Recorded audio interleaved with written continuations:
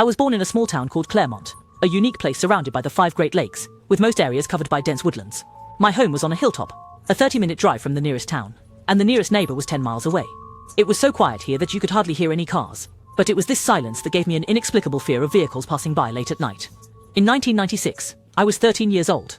At that time, our family had just gotten internet access, and the computer became the center of our home.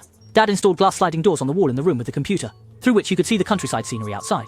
At first I thought it was cool, but later, very soon, everything changed. On a Saturday night, I stayed up late surfing the internet as usual. Suddenly, I heard the low rumble of a vehicle's engine, coming closer from afar, and that long-forgotten fear instantly surged in my heart, like a freight train crashing into my mind.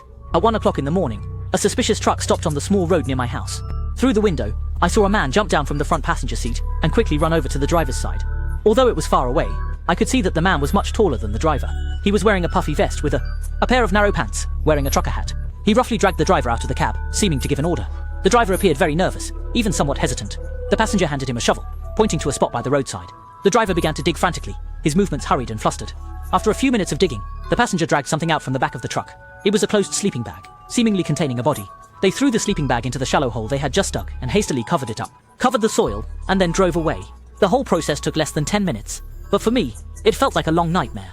The next morning, I mustered the courage to check the pit, yet it was empty, with only the tire tracks and footprints from the previous night. The footprints extended deep into the forest, as if something had crawled out from the pit, headed into the unknown darkness. I don't know what exactly happened that night, nor do I know what was in that sleeping bag, but I believe there had once been a person inside, someone they thought was already dead. However, based on what I saw the next morning, they were wrong.